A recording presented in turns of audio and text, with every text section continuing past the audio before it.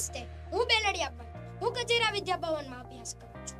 લાગણીના જળ વડે મર્દન કરું છું, લાગણીના જળ વડે મર્દન કરું છું. શબ્દો કાગળ પર ઘસી ચંદન કરું છું.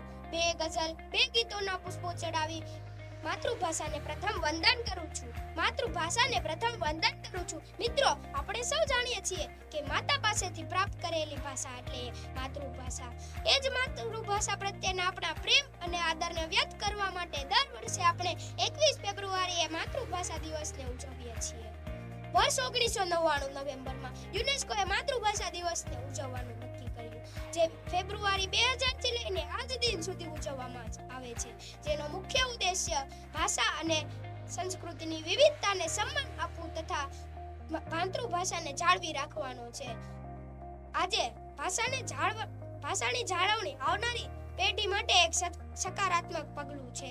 આજે સાચવેલી ભાષા એ આવનારા સમય માટે એક અનોખી ભેટ છે, કારણ કે આપણે જ્યાં જોઈએ ત્યાં જેને જોઈએ તેને બસ અંગ્રેજી જ દેખાય છે. અરે, ઘણા લોકોને તો પોતાની માતૃભાષામાં વાત કરતા પણ શરમ આવે છે. અનેક મોટી કંપનીઓ કે ક્ષેત્રમાં કાર્ય કરતા લોકો ગુજરાતી હોવા છતાં અંગ્રેજી બોલે છે. ત્યારે એમ થાય છે કે ખરેખર આપણી માતૃભાષાની જગ્યા કોઈ બીજી અન્ય ભાષા લઈ જઈ રહી છે. મિત્રો, માટે મારી આપ સૌને વિનંતી છે કે અન્ય ભાષાનો ઉપયોગ કરો, પર માતૃભાષાને સદૈવ યાદ રાખો. સદા સૌમ્યસી વૈભવે ઉભરાતી મળી માતૃભાષા મને ગુજરાતી. માતૃભાષા દિવસની આપ સૌને હાર્દિક શુભકામના.